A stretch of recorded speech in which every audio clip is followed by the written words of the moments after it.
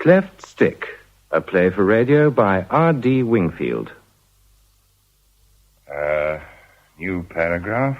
I have spoken to our quality control about your complaint and can assure you that the balance of your order will be fully up to specification, full stop. Yours sincerely, Managing Director. Next letter. Is that you, Joan? Good Lord. John. Oh, John. What's the matter? What's happened? All right, easy. Yeah. Come on, drink this. Go on, all of it.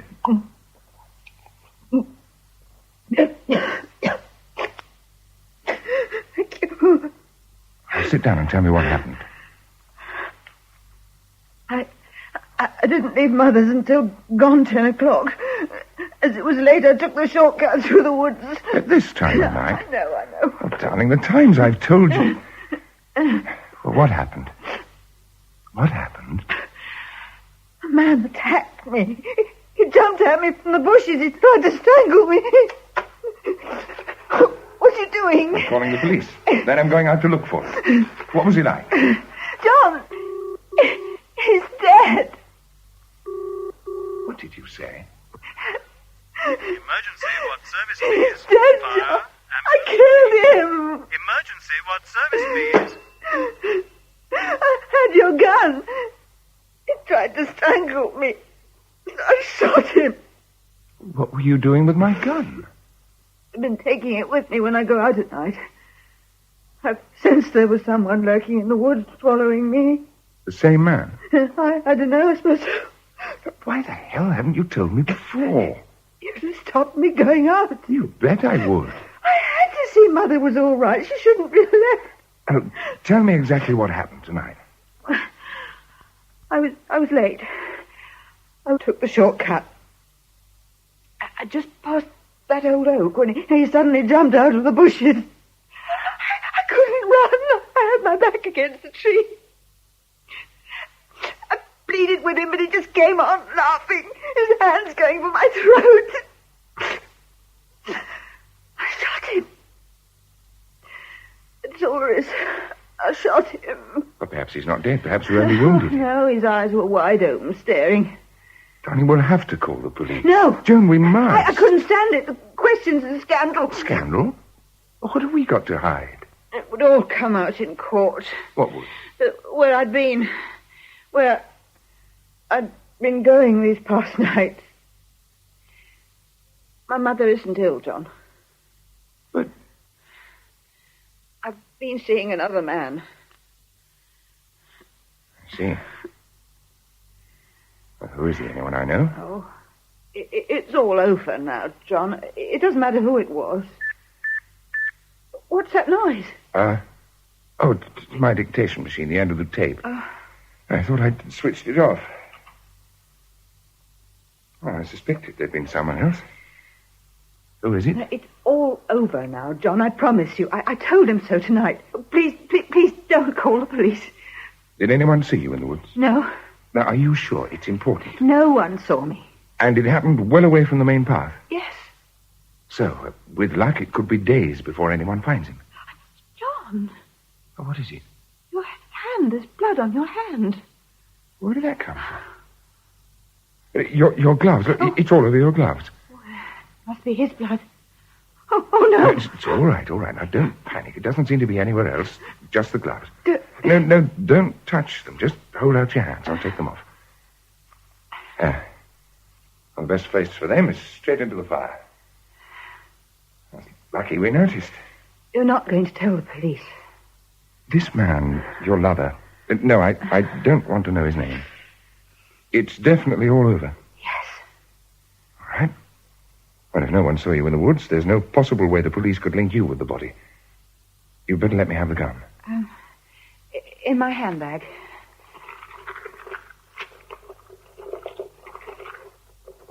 It's not here. Must be. It's not. In your coat, the pocket. No. And where is it? I can't think. Look, that gun's registered with the police. If they find it... I remember I dropped it. Where? When I realized he was dead, I dropped the gun and ran and ran. Where did you drop it? Oh, not far from the body. We'd better go and look for it. Oh, I couldn't go back there. I couldn't. All right. Now, don't upset yourself. I'll go on my own. That's all right. Now, tell me exactly where it happened. God, I'm sorry. Darling, just tell me where it happened. Well, you know that little clearing, the one past that big oak tree?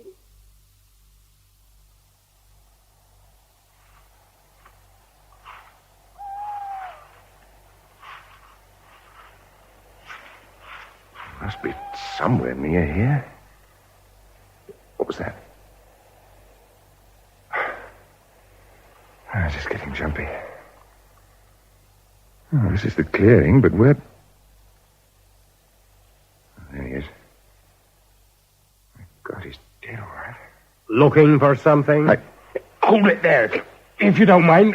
You're hurting my arm. Won't be for long. We've got a visitor. Well.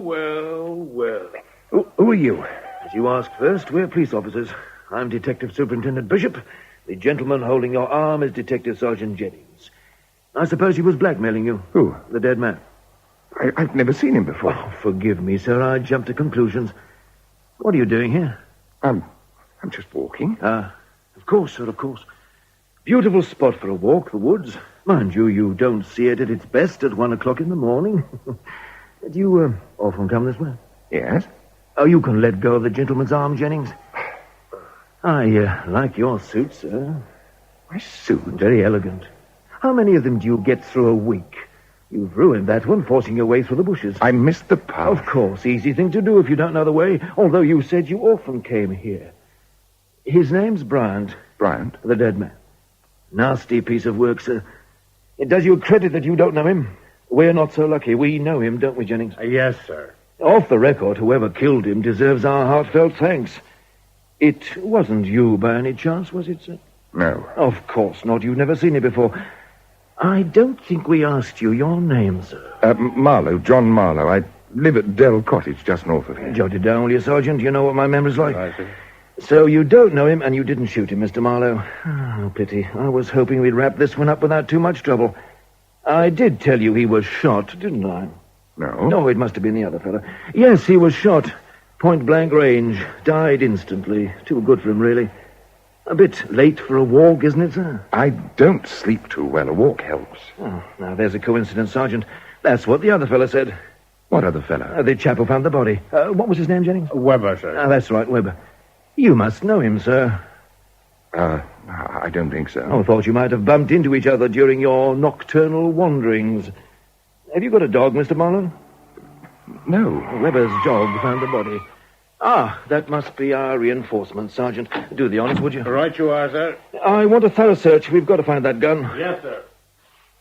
Killers usually conform to a pattern, Mr. Marlow. They chuck the murder weapon away at the first opportunity.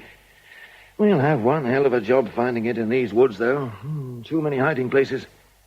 You wouldn't have a gun by any chance, would you, sir? As a matter of fact, yes, I have. Good Lord. And I wasn't even going to ask you. Where is this gun, sir? At home. Oh, naturally, it's licensed. Naturally, I'm secretary of the Beckley Rifle Club. Ah, I remember you now, sir. Saw you shoot at Bisley last year. We had a police team now. I reckon we could have a look at this gun, sir. Well, it might be difficult. Why is that? I was looking for it the other day. It seems to be missing. Missing? You reported this to our people, of course. No. Oh, pity. You should have done, you know. Oh, it'll turn up. It's about somewhere. Yes, of course it is. Now, don't you worry any more about it, sir. I'll send some of my men down to your place to help you search. In these days of high prices, you don't want to lose it. I wonder if Weber has a gun. I forgot to ask him. Some people have rotten luck, don't they? Rotten luck? Well, like you, suffering from insomnia and mislaying a valuable gun. I've never lost a gun in my life. And the murderer, he had rotten luck, too. I mean, look at this place. Miles off the beaten track, as remote as you could wish for.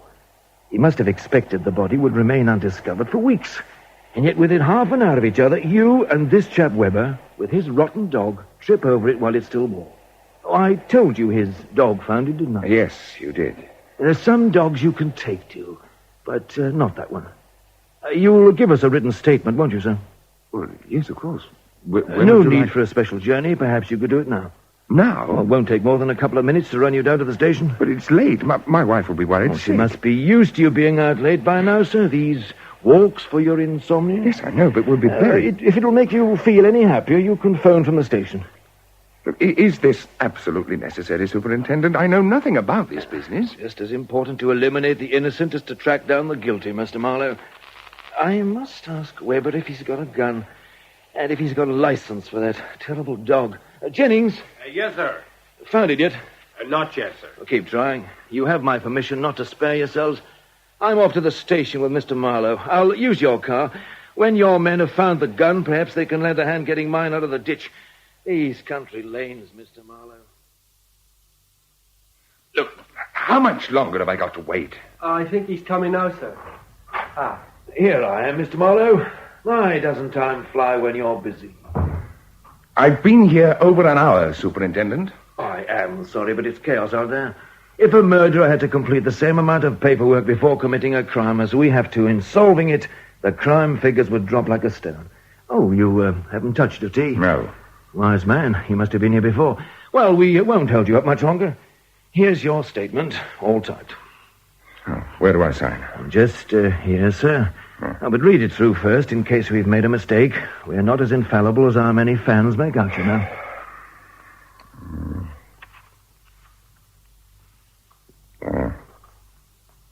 Yes, right, I've read it. Anything you want to change? No. Fine, then. Sign here and I'll witness it. A good, bold hand, sir. That's what I like to see. Now, let me just have a quick look through it, and then I'll run you home. Insomnia, out for a stroll. No, nothing about the crime, never seen the dead man before. Yes, that's all in order, sir.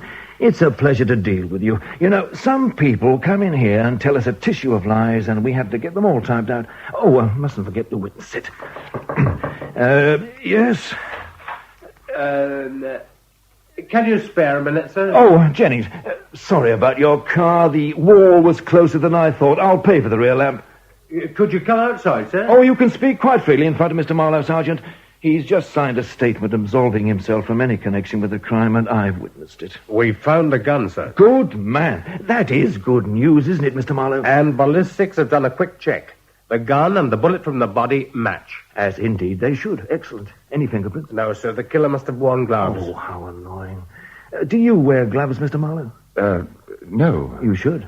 It gets bitterly cold at night in these woods. Oh, but you know, don't you? You're insomnia. You're bursting to tell me something else. I've checked the gun with records, sir. It was licensed. We know the owner. Licensed. Well, you're not the only honest person in the world, you see, Mr. Marlow.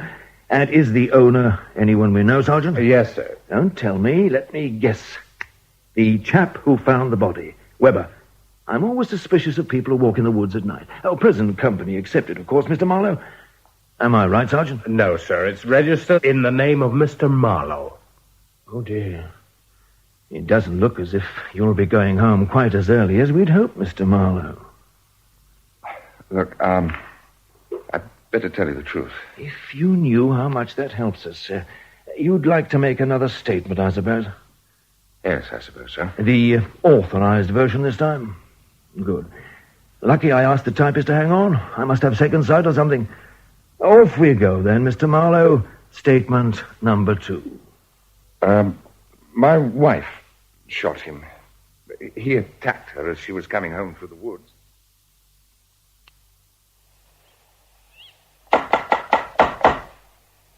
Who is it? Police, Mrs. Marlow. We've come to take you to the station.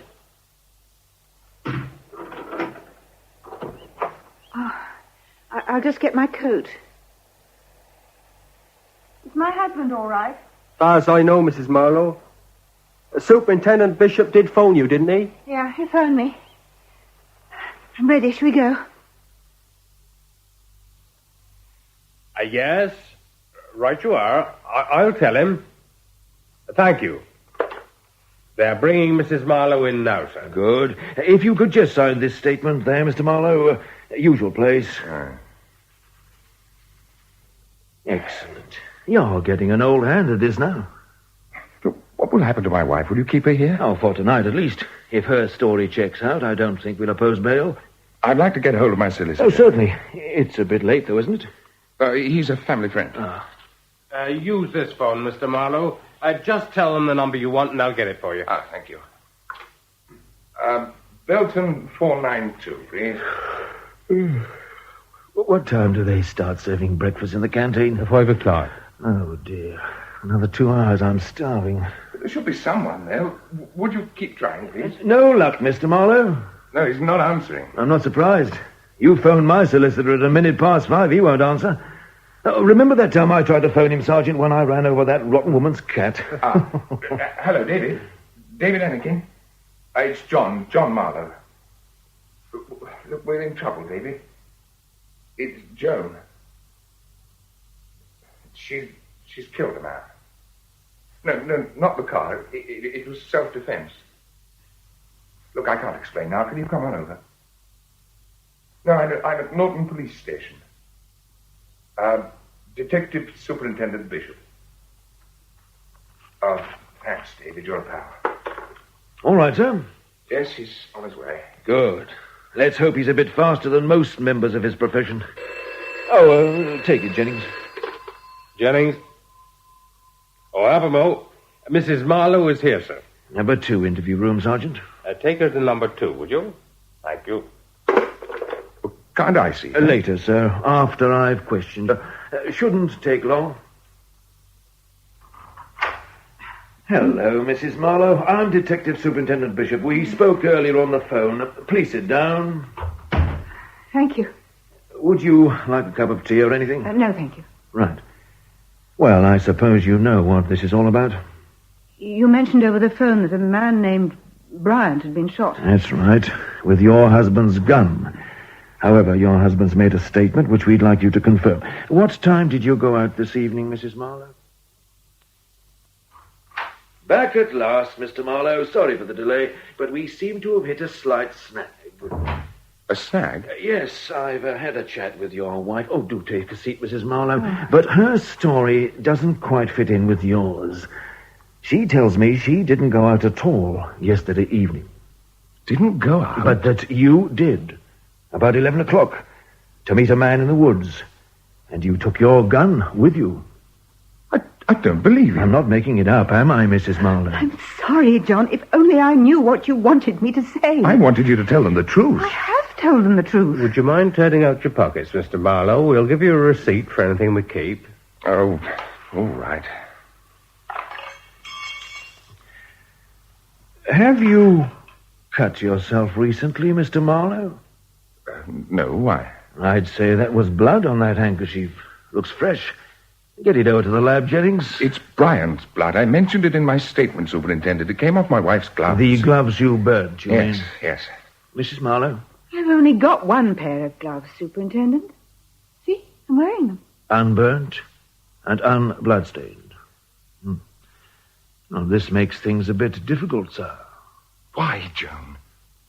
Why are you doing this to me? Don't worry, John.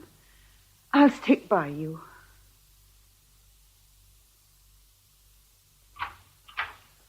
You're a solicitor for you, Mr. Marlow. John.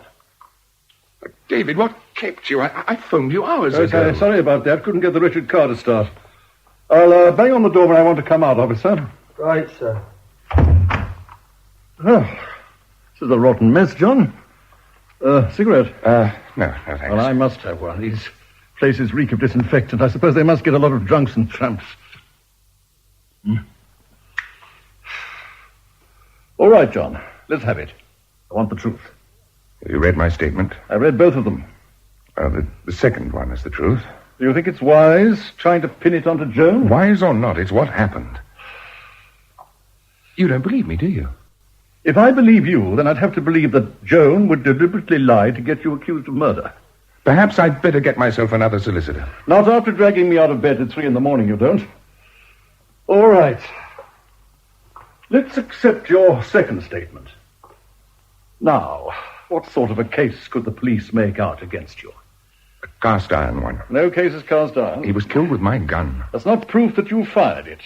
You could have lost the gun weeks ago. His blood on my handkerchief. So you brushed against the body when you found it in the woods. And the dead man, Bryant, he was a complete stranger to you, wasn't he? Yes. Well then, why should you kill a complete stranger? No, the police haven't even got the beginning of a case against you. Then why are they holding me? Because you're all they've got at the moment. Don't worry. I'll get you out of here. Sorry to interrupt you, Mr. Anakin, but there's a couple of questions I'd like to ask Mr. Marlow just to clear up one or two little points. You won't mind if I stay, will you? Not at all, sir. Well, are they treating you all right, Mr. Marlow? Yes, thank you. Well, the lab tells us that the blood on the handkerchief isn't yours, sir.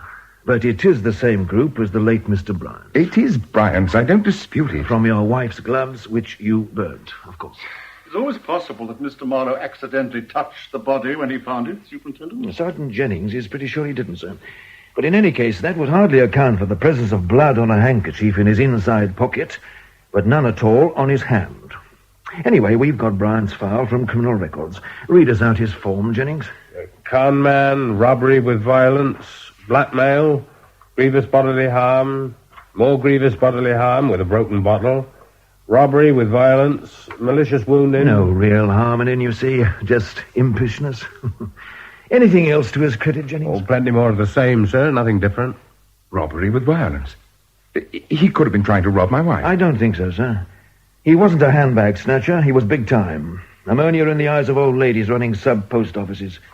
Now, you said you didn't know him, Mr. Marlow. That's right. Then perhaps you could explain this. Chuck it over, would you, Sergeant? There we are, sir. Okay. Now, we got this from his pocket. It's Bryant's diary. Now, somewhere... What's your telephone number, Mr. Marlow? Belton 478. Why would the dead man have written your telephone number in his diary, sir? My telephone number? It can't be. Take a look for yourself, sir. Belton 478.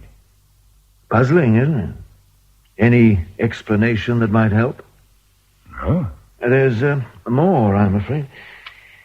Here it is. The entry for today. Oh, well, yesterday now. Take a look at that. Did we see, John? Isn't very clear, huh? Oh, I think it's very clear, sir. It says JM 1130. Now, who can JM be? I spy, with my little eye, someone beginning with JM. John Marlow. No, it's not me. 11:30, sir, the time of your meeting with Bryant. I didn't have a meeting. I didn't go out. Of course not. You said so, didn't you, in one of your statements, the second or the first, I forget which. Well, perhaps there's a simple explanation for these entries. If you think of anything that might help, let me know. In the meantime, I'll carry on with my investigations. Come on, Sergeant.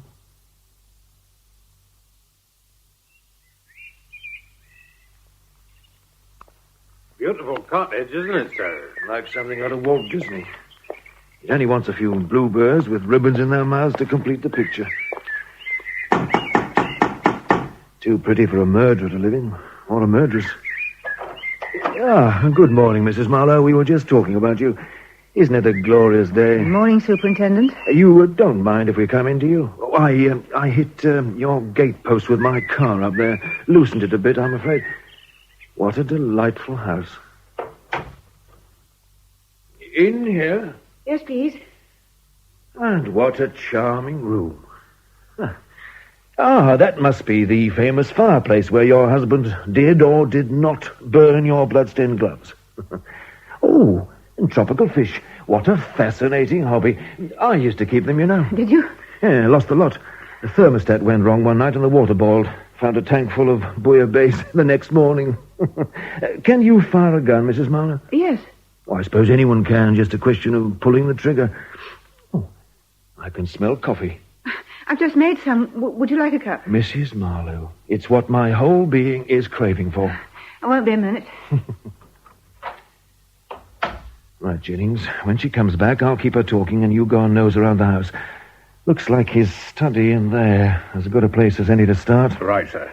Oh, dear, they've got woodworm in that centre beam. Can you see it? Just by the light. Oh, this is prompt service, Mrs. Marlow. It's already made. And there are a few cakes I've baked if you'd like to try one. Delightful, delightful. I'm not much of a cook, I'm afraid. Sergeant? Oh, thank you, Mrs. Marlow. I'll take mine with me if you don't mind. With you? He's going to take a little look around, Mrs. Marlow. Nothing to worry about, just routine. Do you know there's a serpent in your Garden of Eden? What do you mean? You've got woodworm in that centre beam. Well, don't let's keep you, Sergeant. Oh, right, sir. Alone at last. I thought he'd never go. The middle beam, up there by the light. Oh, yes, we've had it seen to. How's your coffee? It's a bit bitter, I'm afraid. Oh, that's all right. It doesn't have to be good for me to enjoy it. Would this be the room you stayed in when you didn't go out last night? Yes. Delightful room. Did you watch television or listen to the radio? I read a book. Murder story? A romance. Would you like to see it? No, thanks. I'll leave this cake if you don't mind, Mrs. Marlow. I'm not as hungry as I thought. You know, your husband gave me the impression that he expected you to back up his story last night. If I'd known what he wanted me to say, Superintendent, I'd have said it. Very loyal indeed. They haven't cured the trouble, you know. Oh. The woodworm people. That wood dust means they're still active. Can you think of any reason why anyone would want to blackmail your husband, Mrs. Marlow? Blackmail? Yes. Amongst his many other virtues, the late Mr. Bryant was a blackmailer. He might have been blackmailing your husband. As far as I know, my husband has no guilty secrets. Have you got any? No. Oh, then I'm the odd man out. That was, very nice.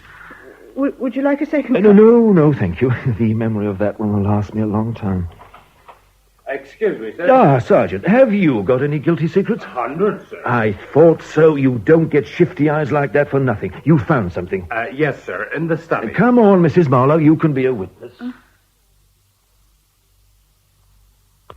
In the top drawer of the desk, sir. You haven't drunk your coffee, Sergeant. No, sir. Knock it back quick and Mrs. Marlow will give you a second one. Now, what have we here? A check. And you see who was made out to? Bryant. Pay R. Bryant the sum of £1,000. Signed, John Marlow. Oh, don't touch it, Mrs. Marlow. We'll want it tested for fingerprints. £1,000? Why should John want to give Bryant £1,000? Well, unless Bryant was a woodworm exterminator in his spare time, it fits in nicely with our blackmail theory. But if he was willing to pay the money, sir, why kill him? Well, perhaps £1,000 wasn't enough for Bryant. But why, yes, I'm sure that if we ask Mr. Marlow nicely, he'll explain. The check itself is typed, Mrs. Marlow. Was that usual? Yes, he typed most of his checks. On this machine here, I'd imagine, sir. The type looks the same. Well, the lab can verify it. We'll have to borrow this typewriter, Mrs. Marlow. If you must. And the check, of course. Oh, hello. What's this? A portable dictating machine. My husband brings a lot of work home from the office. Something like the ones we use for our reports. Looks as though he's done a lot of letters. I'm afraid I don't know. Well, I won't mess about with it then in case I break it. I'm not very lucky with mechanical things. Here's the receipt for the typewriter, Mrs. Marlow. You needn't have bothered. Well, things have to be done properly. Hello. Is that your wedding photo? Yes. Wonderful institution marriage. The two partners sticking together through thick and thin. Bryant wasn't blackmailing you, I suppose? No, he wasn't. Of course not. You didn't know him, did you? Like your husband. Sorry to be such a nuisance, Mrs. Marlow. Don't bother. We'll see ourselves out. I'm sorry, John. She refuses to come and see you. Why is she doing this to me? Why is she lying? Why, indeed? A damn fine solicitor you are. You don't believe me, do you? Not part of my job to believe my clients, Olsson, just to do my best for them. She'd been seeing another man, you know. Joan? I don't believe it. She admitted it the night she shot Bryant. Mind you, I'd suspected it for some time. Well, I always thought that you and Joan were very happy. We were at first. Oh, I suppose it was my fault. I was spending more time on the business than on her. Had you thought of divorcing her? I couldn't, even if I wanted to. I just got the business on its feet. It was hard work, but I did it. Trouble is, it's all Joan's money. I didn't have a penny when I married her. Even the house is in her name. If I divorced her, I'd lose the lot. I see. I suppose if I was sent to prison for life, she'd be able to divorce me for desertion or mental cruelty. I don't really know, John. My partner handles what little divorce work we do. I can't really accept that Joan would go to these lengths just to get a divorce. Any idea who the man is? No. I'll make a few discreet inquiries. Might lead to something. Now, who's this? Well, good morning, gentlemen. Good morning, Superintendent. I've just been taking coffee with your good lady wife, Mr. Marlow. We found something of interest. Now, where did I... Now, if I remember correctly, sir, you tell us you didn't know the late unlamented R. Bryant, Esquire. That's right. And yet you made him out this cheque for £1,000. We found it in your desk drawer. You must believe me, Superintendent. I've never seen this cheque before. It seems to be your signature, sir. I don't dispute the signature. Don't admit anything at this stage, John. Why deny it? It's my signature. I always left a couple of ready-signed checks in my desk so my wife could settle any odd bills for me. This typing's been added afterwards. The only fingerprints on it are yours, sir. People have been known to wear gloves, Superintendent. And to throw them on the fire, sir. Oh, yes, Jennings? He's here, sir. Oh, thank you. Mr. Marlow, have you any objection to attending an identity parade? An identity parade? Why? You know this chap Webber, the other night walker, the man who found the body? He says he saw Bryant with another man in the woods the night before the shooting. But it certainly wasn't me. Well, then, here's your chance to prove it, sir. Webber's confident he'd recognize the man again. Oh, what do you say, David? Why not? As long as I'm allowed to be present, Superintendent. The more the merrier, sir. All right. Then I'll do it. Jolly good. All laid on, Jennings? Ready and waiting, sir. If you'd all come this way, please.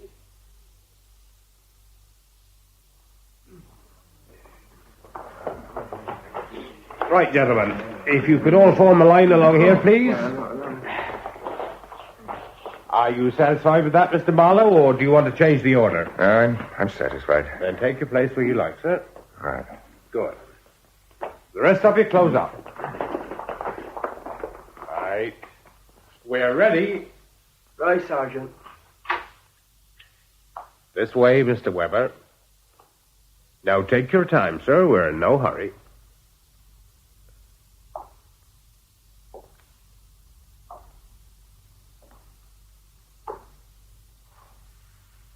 Him. Touch him, would you, sir, so there's no mistake. Thank you. Now, are you positive? I'm positive. He was in the woods with the other one. The one who was killed. He's lying. He's lying. All right, sir, that'll do. I tell you, he's lying. David, he's lying. Thank you, gentlemen. That'll be all. Take Mr. Marlow to the charge room, Constable. The charge room? Yes, sir.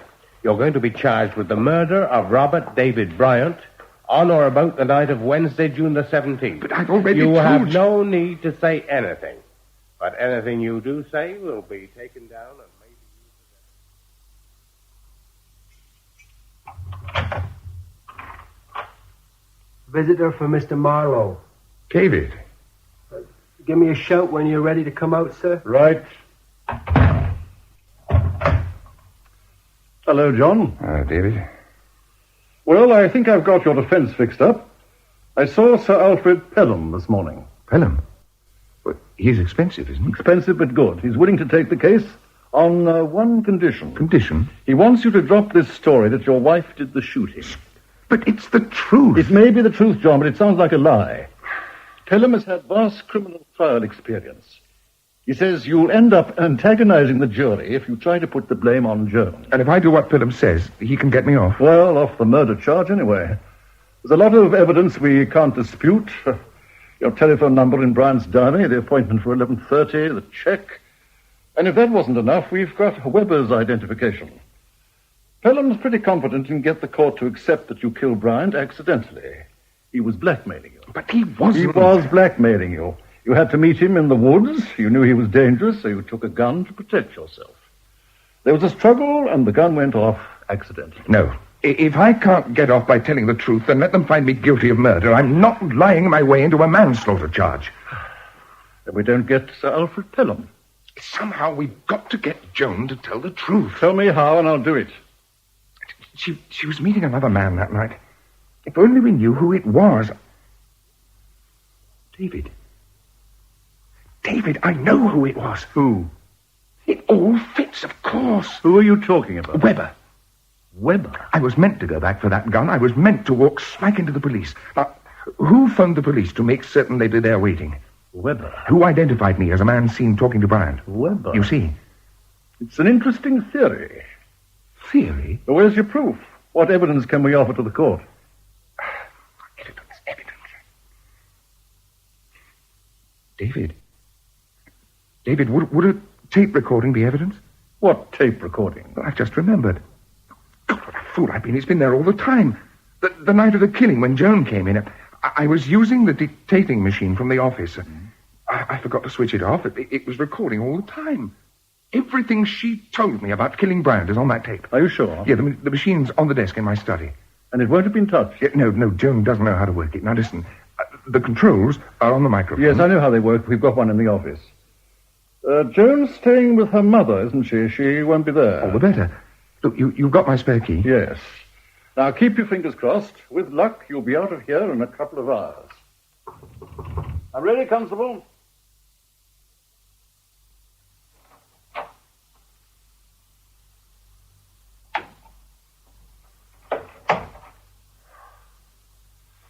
Dictating machine.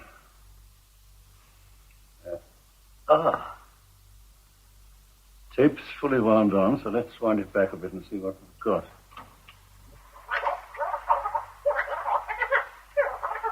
Try about here. Memo to sales manager, copy to works engineer. Whilst last month's sales figures were encouraging, it is... Try a bit further on. And can assure you that the balance of your order will be fully up to specification, full stop. Yours sincerely, Managing Director. Next letter. Is that you, Joan?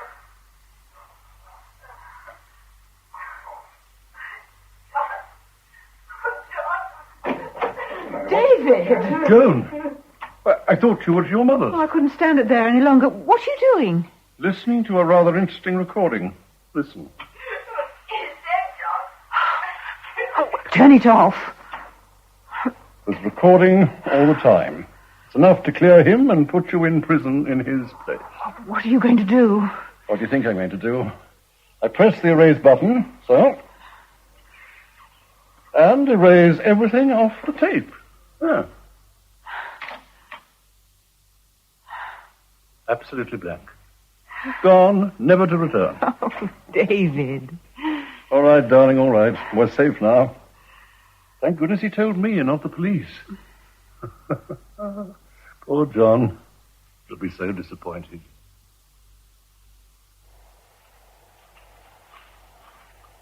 Over here, sir. I got here as quickly as I could. What's the position? Anakin is still in there, sir, with Mrs. Marlow. He arrived about half an hour ago. That's very interesting. I wonder why. Just to look at the woodworm, perhaps? Hello. The downstairs light has gone out. The upstairs light's gone on, sir. That'd be the bedroom. I wouldn't have thought the woodworm had extended that far. So Anakin's the boyfriend, sir. I thought it might have been Webber. Webber? No, he's a bit too fond of a good cup of coffee to mess about with her. Shall we go in, sir? No, I want to question them separately. I don't think there's much chance of that until morning. No, I'm going home. The bedroom light's gone out now. She must be showing him her holiday slides. I'll leave you to keep an eye on things, Sergeant. I'll be back in the morning to have a little chat with her. Sorry to bother you at this early hour, Mrs. Marlow, but I just happened to be passing. Just a couple more routine questions. Would you like some coffee? No, thank you.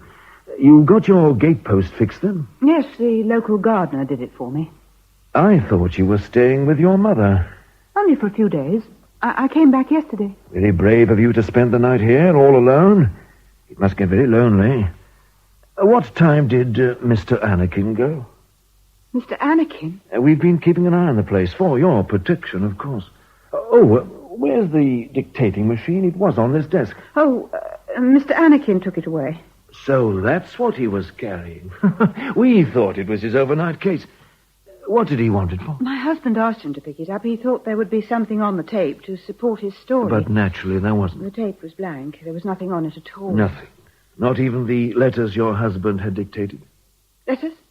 The spool was completely wound on when I saw it the other day, which usually means it was full up. But if you say it was blank, then blank it was. You've no reason to lie to me, have you? Had you known Bryant long?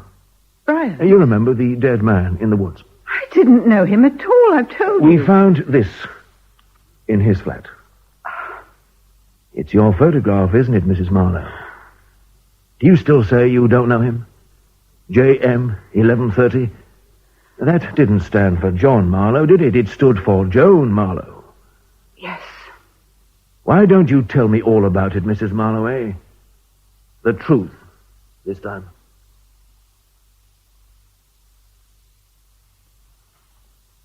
Blank? Nothing on it at all? Listen for yourself.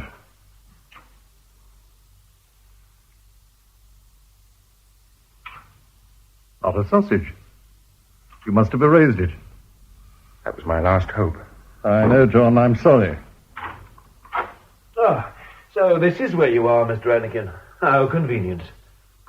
Do you own a white sports car? Yes. Why? I think I gave it a slight knock as I drove in, so nothing to worry about. A dapper white paint. It'll be as good as new. The tape was blank, I understand, Mr. Marlow. How did you know? Your wife told me. I've just come from your house. You didn't tell me Joan was there, David? Oh, just for the night, sir. I expect she only stayed because she didn't want to leave Mr. Anakin there on his own. All night? You stayed there all night? Now, listen. Oh, dear. I have been tactless.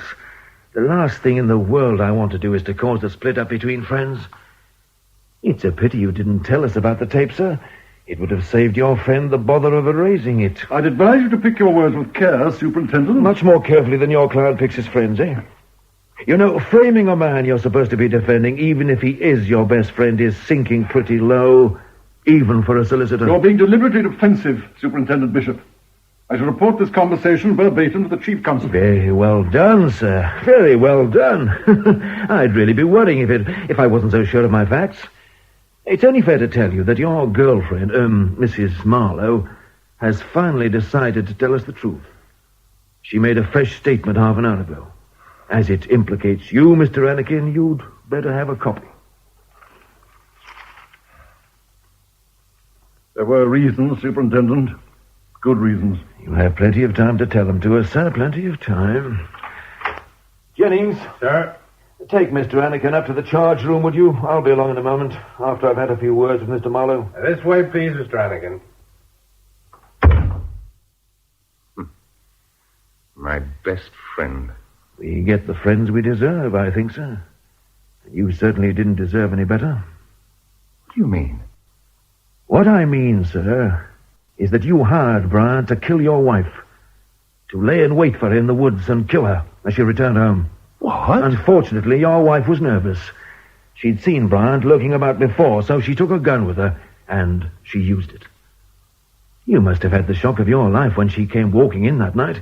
You were expecting Bryant to come for his £1,000. Oh, this is nonsense. We've got plenty of proof, sir, including this.